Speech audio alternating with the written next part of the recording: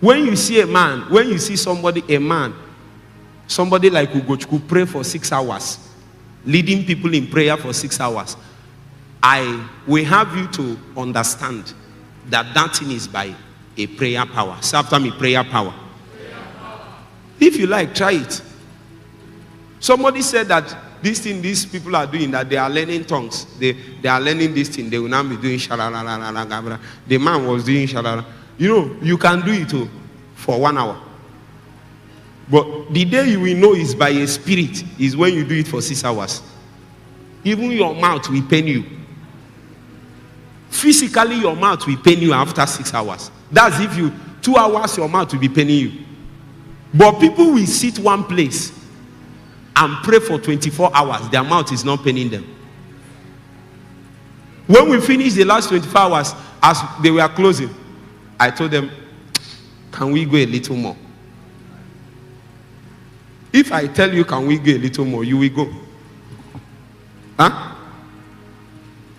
You see, the reason why many people remain the same is that they don't know how to tarry. They are always in a hurry to live, hurry to live. This thing you have been living, have you not noticed your life have not changed? All the time you are in a hurry, all the time. When God said, many people, when God said, I'm here now, he found out that they have left. So what they felt that they thought they received something is just an invitation. They gave you invitation and you left. It's an invitation to tarry, not an invitation to run. Huh? Have you not been praying or worshiping and you now felt something? Emmanuel, have you not felt something? I know. And you now went and manifested. And people fell on the ground. Is it not true? How many people fell on the ground? You see, that thing you felt is not invitation to live. It's invitation to come closer. Come closer. Sometimes if you want to touch a higher dimension of what you just experienced, you might have to stay there for 6 hours. I did not know this. So initially when I feel it, I will leave. And then I will go and minister. Something will happen. And then after some time, it will reduce. I'm going up and down until one day I learned to stay one place. When I felt it, I stayed there. I said, Holy Ghost, keep me, help me to stay in this canopy. I said 1 hour passed. 2 hours passed. 3 passed. 4, 5, 6, 7, 8. By the time it was getting to 8, even the room was saturated. Hey.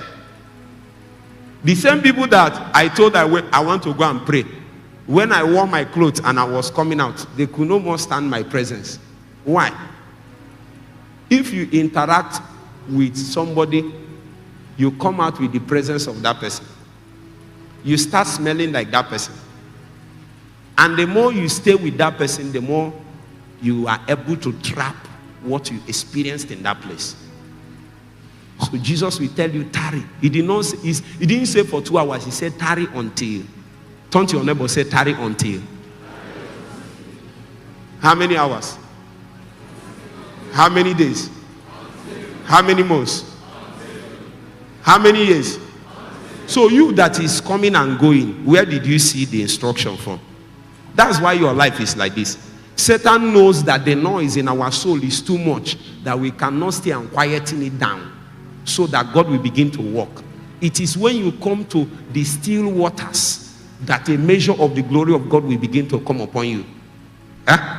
Something that can soak itself into the clothing that you are wearing. Something that you can bring and touch something like this, and another man cannot touch it.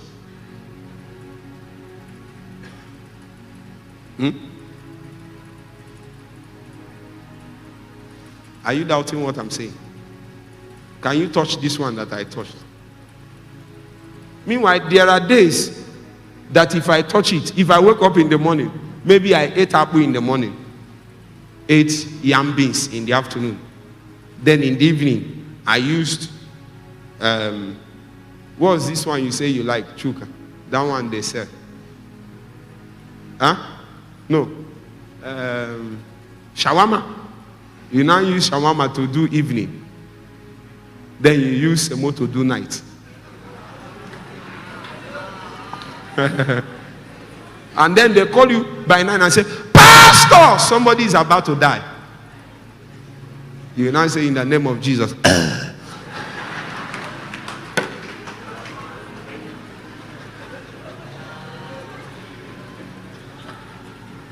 Oh, guy, you are in the barracks, so you have to realize. In the barracks, we sleep with our eyes open. I'm not saying you should not rest, but you should rest in such a way that you can be summoned to action anytime. Huh? When they wake you from the sleep and say, somebody is about to die, like Jesus, you say, peace, be still. And everywhere we stand still.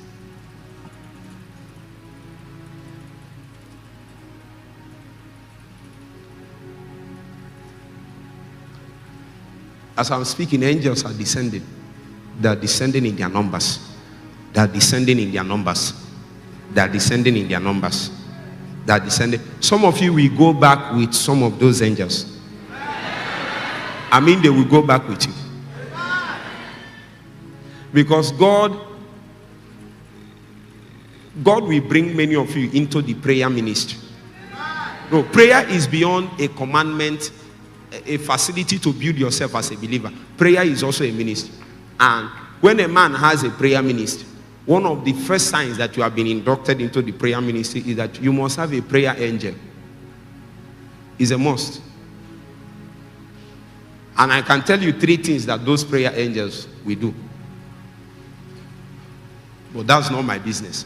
If you will go back and remain consistent in keeping the altar of prayer that others will come and pray with you.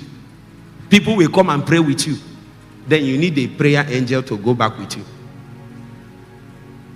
Sometimes when that prayer angel is around, when you tell people to pray, if I tell you to pray and we are praying, what you will notice that some of them they will carry liquid. They will carry liquid and be given to people. They will be drinking. Once you drink it, you start praying, you cannot explain it. You drank something. That's what my brother Lawrence Oyo calls bowls of fire. That is how you see it. When you drink it, you start praying as if when you leave that meeting, you become normal. How many of you have tried it? You now went inside your room. You wanted to do bowl of fire. It did not work. I say you went to a meeting where prayer angels feed everywhere. And before you know it, they began to give you drink. Suddenly your posture will be mutated. Somebody will keep his eye like this.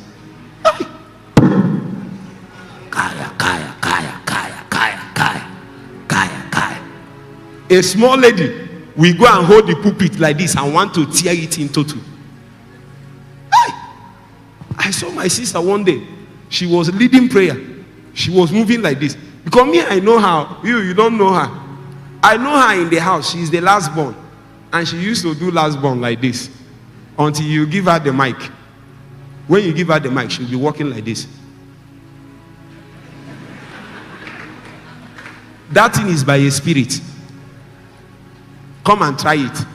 Some people will slap you and say, "Oh, God, where did you learn this one?"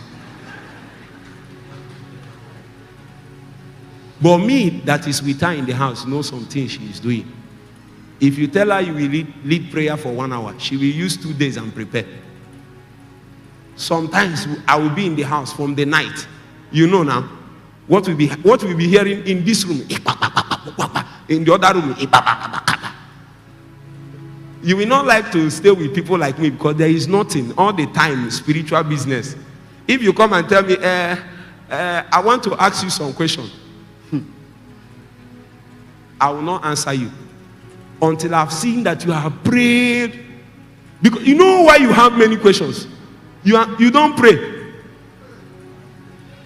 If you do 6 hours every day for 21 days, your question will reduce at least to half.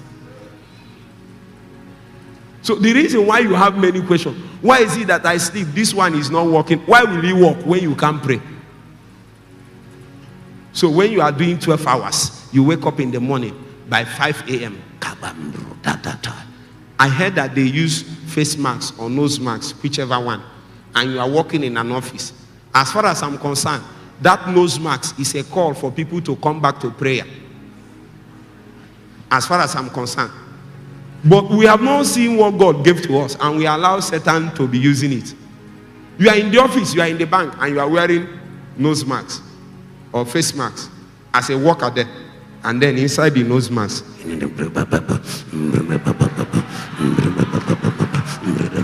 but you are wearing what? If 1 million believers in Nigeria will do this 2 hours in their workplace with their nose mask, Satan will remove that nose mask by himself.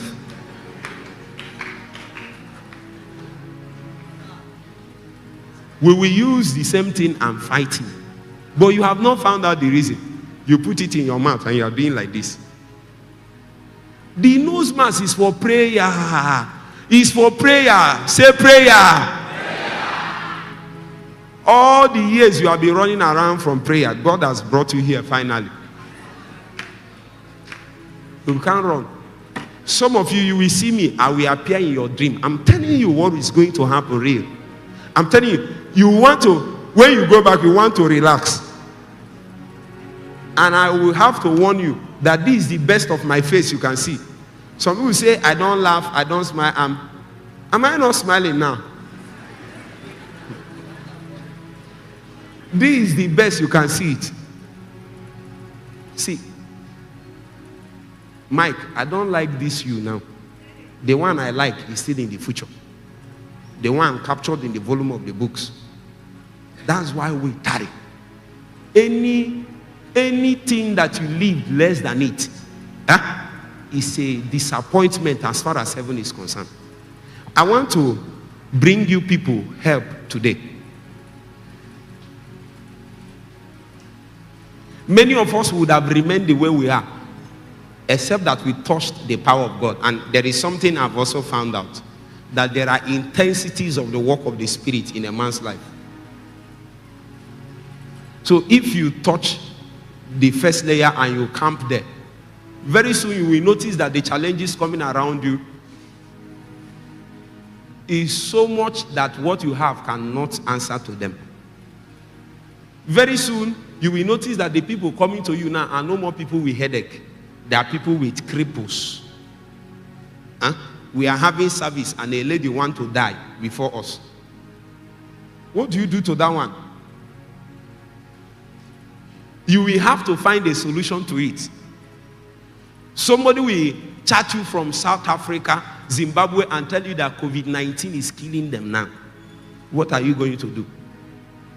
I will pick up the phone and I will just a voice note. You devil of darkness, I charge you, live that life now. I know you know my name.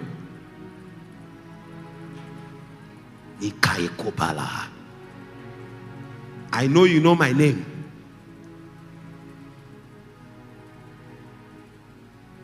Anybody here that is suffering an affliction that is as a result of the arrow of the enemy, we uproot it now and send it back to sender. I say we uproot it now and send it back to sender. I say we uproot it and send it back to sender.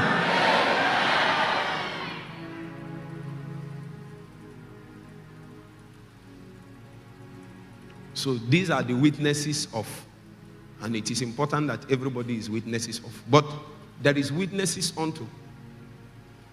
And the witnesses unto is what only power can make a man into. So people begin to tell a story of, I have seen people tell the story of, there is a white man. If I say this thing, some of you might know. But there is a white man that writes a book. And the man is very graced and anointed. And his job is to chronicle what generals have done. That one you are thinking. That's the one. I did not call the name. But what is there is witnesses of. There is no power in the pages. When you read men like Leonard Ravenhill, you will run into fasting and prayer. That will mean in the pages of the words that Leonard wrote, are the flames of prayer, the flames of the burden that he carried. It can drive you to the place of prayer to seek out the things that he's speaking about. You can hear about the prayer that men prayed, how John Hyde was able to pray and he was able to bring down a nation. And you heard about John Welch. All those stories does not benefit you. But when you read about a man called Edward McKendry Bounce, E.M. Bounce, you'll be reading when I was reading the pages of the books he wrote on prayer, he said that prayer ascends by fire. Hey! I was in the library, Inewi Divisional Library. My heart burned. I left that place and went on a 3 days fasting. I said, why is my prayer ascending as smoke? There is no fire in it. Where is the fire of my sacrifice? I need fire.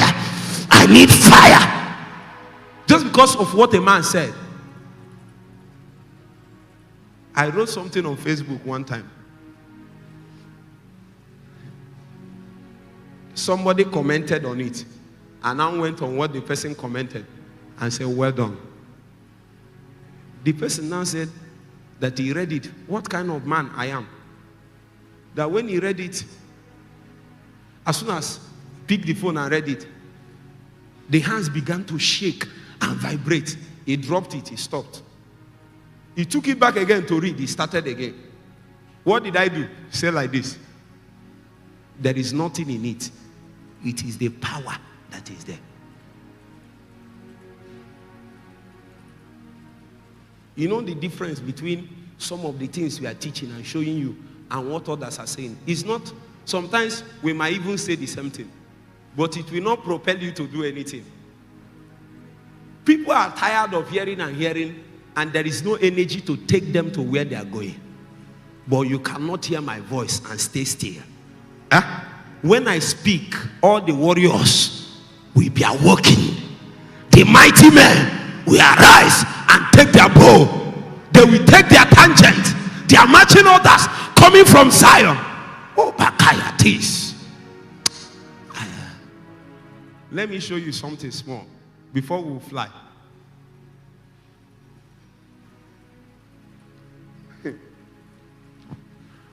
Show me verse 49. Verse 49.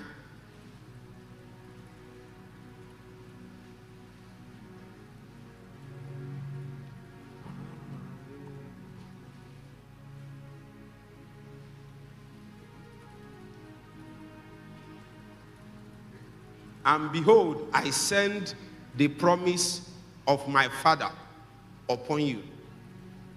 But tarry ye in the city of what? Jerusalem. Until what? You know, scripturally, this is post-resurrection. If it is post-resurrection, it should mean that everything has been done. Why is Jesus telling them to wait? He has given them the lecture. He has given them the pattern. He has risen from the dead. But he said to them, what? Tarry ye in Jerusalem. See, brothers and sisters, there is a measure of endurance you need to execute your destiny. The problem is that many times we touch something, and then we stop. Now, you have touched something, but it's not commensurate to the calling you have. And you can only be a witness unto Jesus by your calling when you have laid hold on that measure and dimension of power it takes to witness Jesus in that manner. Are you with me? If you are with me, say amen. Amen. See, Jesus wants you to bear a witness of holiness. Let's assume that's what it is in your campus. Let's assume your campus is at Owerri. Say after me, Owerri. The demon of vanity, the principality of vanity, of immorality. I read something. They said that that place is the headquarters of abuse, drug abuse in the southern, and somebody is there. And he said he's doing ministry. That's the way you will be cold, like cold water. You'll be doing all the things you are doing. If demons that came from the water do you like this, you will just fall down. So that kind of man will have to receive the capacity to bear witness. So that person come and pray for 3 hours, but yet he's still subject to masturbation. Demons still disturb him in the night. You are doing something, but the witness to the territory, the witness to the people, you have not received the power to do that. Or God called you and you found yourself where there are cripples everywhere, blind eyes, deaf ears, all kinds of things. And you came and you preached the Bible, and then people cried and gave their life to Christ. It is powerful. But that is not the witness that is needed at that point. The witness that is needed is for you to command all the cripples and they begin to walk. When they start walking, you will now preach your message. In other places, it might be to cast out devils. In other places, it might be to break a yoke. For some people, the witness that they need to bear is the witness of the power that God has given to us to make wealth.